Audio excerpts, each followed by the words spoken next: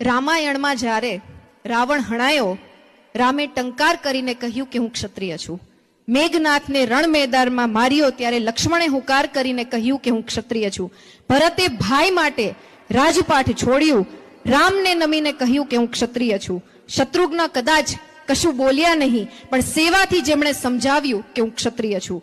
અકબરની રાજનીતિ થઈ નકામી, એવા રાણાએ સમજાવી દીધું કે હું ક્ષત્રિય છું.